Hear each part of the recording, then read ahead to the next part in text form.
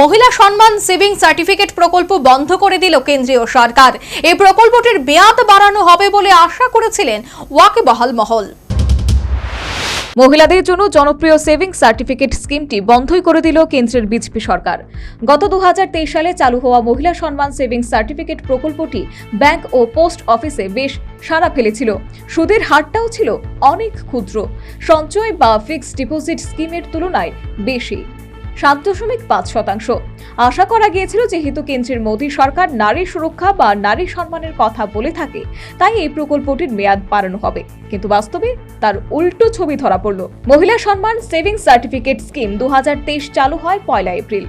18 বছরের বয়সী মহিলাদের আর্থিক স্বাচ্ছন্দ্যের জন্যই প্রাথমিকভাবে 2 বছরের মেয়াদে ক্ষুদ্র সঞ্চয়ের এই প্রকল্পটি চালু হয়। নাবালিকাদের নামেও অভিভাবকরা অনেকেই চালু করেছিলেন। সর্বনিম্ন 1000 ও সর্বাধিক 2 লক্ষ টাকা জমা রাখার সুযোগ ছিল। যেহেতু 7.5% হারে সুদ মিলেছে এবং সরকার ঘোষিত, তাই কম দিনেই জনপ্রিয় হয়ে ওঠে এই প্রকল্পটি। 2 বছরে ম্যাচুরিটি হয়েছে। সুকন্যা সমৃদ্ধি যোজনার মতো প্রকল্প জনপ্রিয় তালিকায় রয়েছে।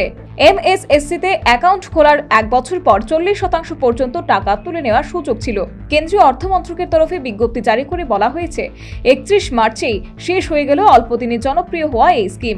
এরপর থেকে এই প্রকল্পের ক্ষেত্রে কোনো নতুন ডিপোজিট নেওয়া হবে না। তবে নারী সম্মানের নামে নতুন প্রকল্প আসতে পারে বলে চর্চা শুরু হয়েছে। বিজেপির দলীয় সূত্রে অবশ্য দাবি করা হয়েছে, আরও বেশি অর্থনৈতিকভাবে লাভজনক স্কিম সরকারের মাথায় রয়েছে। National bureau report, news vanguard.